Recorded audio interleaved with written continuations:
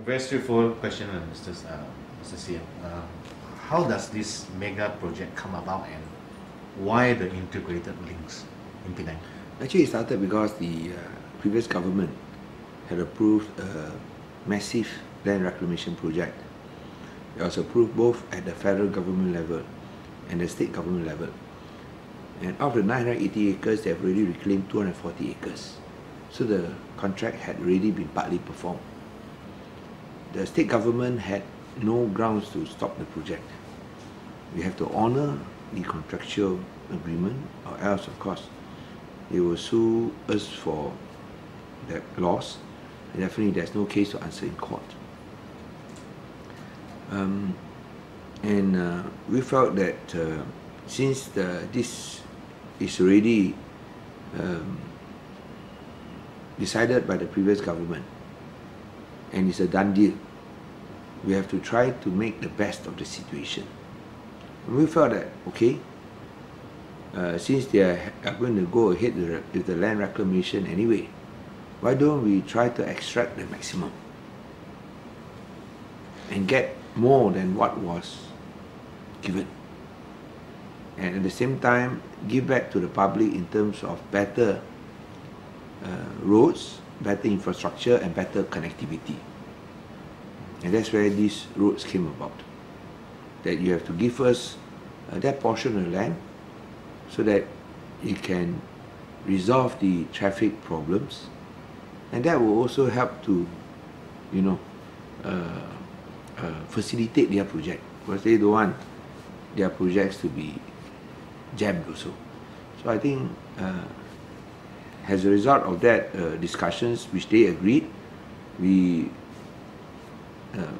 went ahead with the proposed traffic dispersal scheme involving four major areas. One from Tanjung Bungah to Butterworth and Teluk Bahang, two from the Falim, the Bandar Baru Air Itam area to Dr Lim Chong Eu expressway. Thirdly is the inner ring road from Gurney Drive to Dr Lim Chong Eu expressway, so that we can avoid the inner city or the heritage enclave of Georgetown. And finally, a third link between the island and mainland from Gurney Drive to Bagam Ajam, Butterworth, so that there can be an additional traffic dispersal from the island, instead of all cars congregating on one entry or exit point, which is now on the Penang Bridge, or the second entry and exit point. When you have a third link, you'll be able to disperse the traffic. So in a way, Jimmy, this was an attempt to make the best of the situation, to get the best of both worlds, that whilst we have to allow the reclamation to proceed because it was approved previously, at least we get as much out of it as we can. And what we got was, as I said, new highways to improve connectivity, not only within the island, but between the island and the mainland. And that will help to bring both the island and the mainland closer together, as well as to show that we do not neglect the mainlanders, and bring also progress to Seberang Perai Utara, the northern part, the northern district of the mainland. Most of the concerns from the public, based on the previous dialogues that the state government had with the public, are mostly directed to the proposed undersea tunnel, and from Gurney Drive to Bagam Ajam. Despite people knowing that, you know, in cities throughout the world like Hong Kong and Shanghai, you have Singapore also. In Singapore also, they have this undersea tunnel. What's the public's fear, and is this a safety issue involved? I think it's a combination of the suspicion and the cynicism towards government projects that were conducted by Persiaran national government in the past. Because when they made promises, their promises were made to be broken. And then it always ended up as a crony project that benefited the few at the expense of the many. But this is a different government. This is a PR government. We were elected to bring change, to prove that a clean government can outperform a corrupt government. I think we have proven that consistently over the last 5 years. The whole project was done by open competitive tender, originally estimated by my officials at 8 billion, but because of the open competitive tender process, what was originally estimated at 8 billion ringgit was finally awarded at 6.3 billion ringgit. When you talk about the safety as well as the environmental issues, we have stated very clearly that this is subject to DEIA, Detailed Environmental Impact Assessment Study. Only when you get approval from the DEIA, then only can the project be allowed to proceed. If the DEIA does not approve, the project simply does not proceed. So, and it's an under seabed tunnel. It's not on the seabed, it's under the seabed. So in many respects, engineers have told me that this is even more environmentally friendly than building a bridge. A bridge would create even greater adverse environmental impact compared to an under seabed tunnel. Many queried about the logic of exchanging acres of land, of prime land, it seems, to the company for the road project. How does this mechanism work, and do you think that it's fair for the state and also the people of Penang of this exchange? No, when this land was, or when this land recognition was given to Tanjung Pinang development, the previous government sold it at only 1 ringgit per square feet. That's giveaway prices. But don't talk about that. Talk about exchanging land to build roads. You know the Dr Lim Chong Eu Expressway, formerly known as the Julutun Expressway. How did the state government under Kosukun, how did the BN government finance the construction of the 325 million ringgit highway? By exchanging land. And how much land did they give them? 325 acres. That means for 325 million ringgit project, you get 325 acres. Here, for 6.3 billion ringgit project, you get only 110 acres. So comparatively speaking, don't you think that we have got a better deal under the open competitive tender mechanism? I just got back from Cebu yesterday night. You know, in Cebu, they were very interested in how I could exchange 110 acres for 6.3 billion ringgit project. Because they say that in Sarawak, when the government didn't have the money to pay 200 million ringgit to a crony company of the BN leaders, you know how much did they give them in terms of land? For 200 million ringgit, 100,000 acres of land. So that mechanism is not started by PR. That was started by BN. But there was no open tender, no open competitive tender. Whereas we do open competitive tender, we extracted the maximum benefit to the state and to the people of Penang. About tolls. Currently, road users are paying toll to cross to Penang. Yes. Whether it's from the bridge or from the ferry. The same will probably be collected once the second link is ready. What about the undersea tunnel? Does the state government pay for traffic guarantees? Or does the public have to pay for toll to use the underwater tunnel? The 4 highway projects that we signed, as I mentioned just now, 3 are toll free. Only 1 you have to pay toll, and that is the tunnel, the undersea bed tunnel. Why do you have to pay toll? Principally because we do not want to go to war with the federal government. If you give it free, then we have to give more land now, which is what we wanted initially. But we felt that if we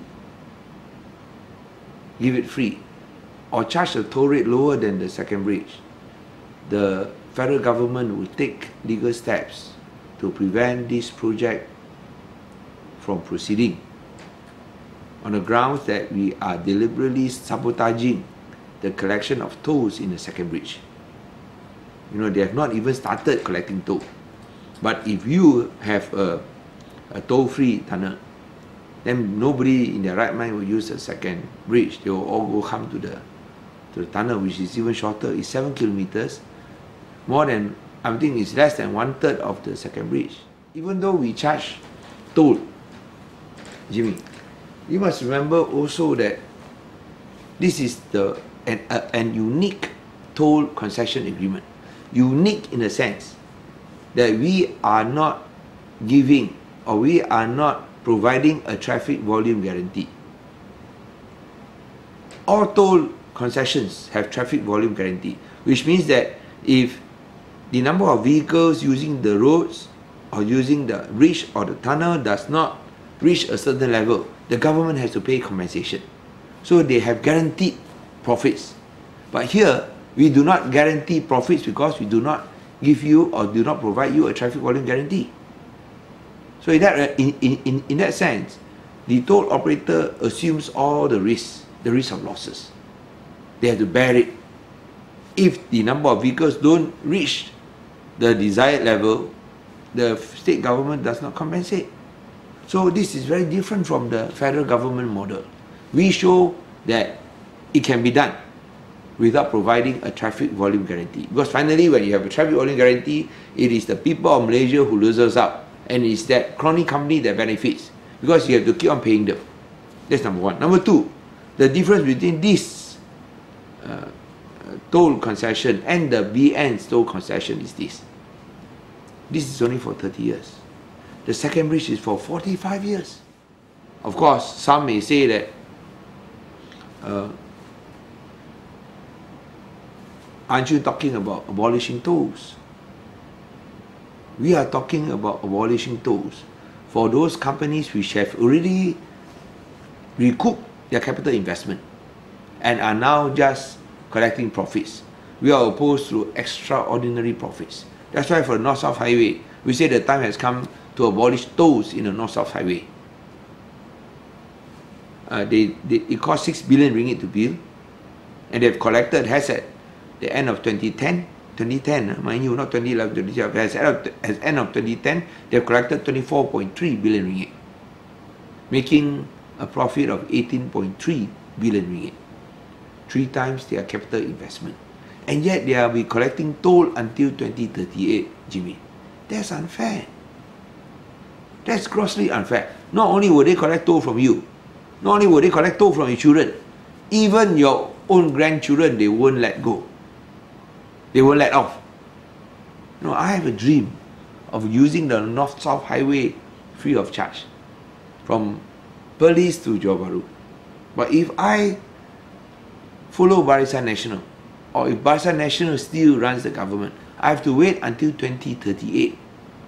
I don't think I can wait that long, you know. I won't be around then. But now we have a chance. If we win federal power, next month, we can use the North-South Highway for free.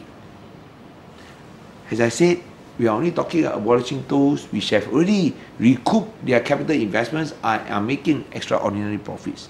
For those that have not recouped their investment, like the second bridge, you can't abolish tolls when they have not even repaid what was invested. I mean, you've got to be fair. Several NGOs, especially Penang Forum and CAP, seems to be fiercely opposing it. Is their argument point out of context, or? No, I'm a bit disappointed that whilst we are willing to engage, we want to hear your inputs. I'm a bit disappointed that their arguments are based on sentiments and are subjective. I think one should be objective and factual. After all, I mean, you can give your opinions freely, but facts are sacred. I think that must be respected. The concerns of the NGOs that we should be focusing on public transport instead of building more roads has been practiced by the state government for the last 5 years. But we all know that public transport is the sole prerogative of the federal government. there's nothing we can do if the federal government refuses to cooperate. And the last 5 years, we have tried our hardest to get public transport going. We even tried to buy buses with our own transport company to provide bus services. That's rejected by the federal government. And then we tried a pilot scheme. Why don't offer free bus services? We did that for cat buses around the heritage enclave in Georgetown. Free bus rides, very popular. Extended it to the park and ride system from Seberang Jaya to Bandar Lepas to Balik Pulau, back and forth. Spend 3 million a year. And we decided to extend it to giving free bus rides during peak hours. Willing to pay the federal government 10 million ringgit. But they refused. So when they refuse, what can we do? We want to buy our own bus companies, you don't give. We give you money to give free rides. We give you money to give free bus rides. You don't want to take. Hey, got company don't want to take money offered to you. So what else can we do? Clearly they want to choke us to death. They talk about the monorail. They have promised doing the monorail since 2007. And they have never delivered their promise. Of course now they recycle the promise again for 2013. But what are we going to do? Are we going to wait passively, do nothing, and let them choke us to death? I refuse, this government refuses to let the BN federal government choke Penang to death with traffic congestion. That is why we are offering these alternatives. That this is one way out of reducing traffic congestion. No, I think it is only fair to the young that we start doing this now. As you mentioned earlier, it will be taking 10 to 12 years to complete this tunnel and the other 3 major highways. Why is it taking so long? Because we want to do complete feasibility studies. We want to do the thorough DEIA, Detailed Environmental Impact Assessment study. That's why it's taking so long. But if it's taking 12 years, you have to start now. Because if you fail to plan, then you plan to fail. It's as simple as that. For instance, that Penang needs a second bridge. That should have been done 10 years back. And we must remember, you cannot wait until the traffic jam starts. Or you cannot wait to only start building when there is a traffic jam. Because by that time, you've got to wait 10 years before it is done. So you have to plan early. You have to start now. You and I may not benefit, but our children will. And that is what we are doing, preparing the future for our young, so they do not become part of the traffic jam generation.